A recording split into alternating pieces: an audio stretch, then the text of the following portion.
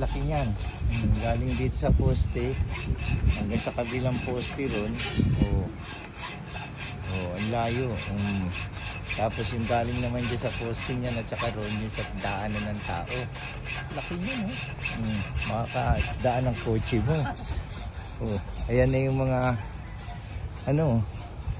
Ang lalaki ng mga butas ng sa poste mo. Ang laki, Yan ang kasing laki ng, yan ang mga malalaking poste,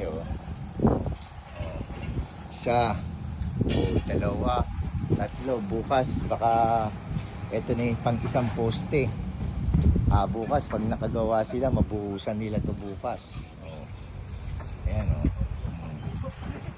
yung dalawa naman, taga-butas. Pang-apat na poste na.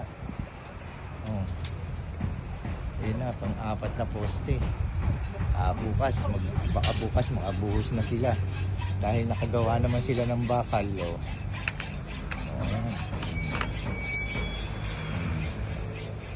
Ayun, tatanong ko kung gusto mo pa bumili ng isa kahit 100 square meter doon.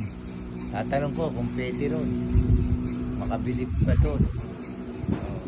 Tatanong ko kung sino yung gusto mo lang. Kaya dito, baka makabili tayo kahit 100 lang,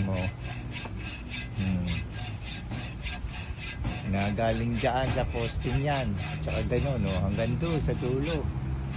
Ewan ko ilang square meter yan. Siguro nasa 150. Nagaling dito. Papunta ron. Ayan. Yan binibenta. Ewan ko kung ilang square meter yan. Doon, tatanong ko kung binibenta yun, kung bibili ka pa, nasabi mo. Kahit 100.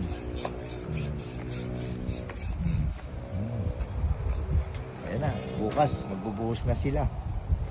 Dahil nakagawa sila isang poste, pangalawang poste, baka magawa ni Vicky yung 3 poste ngayon. Parilya. Baka itong posting to, baka makabuhos sila ng 2 poste bukas. Ayan sila, kompleto sila. Ayan, gawa na isang poste na naman.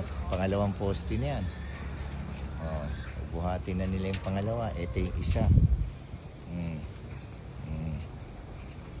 Poste na yan. Handa yun.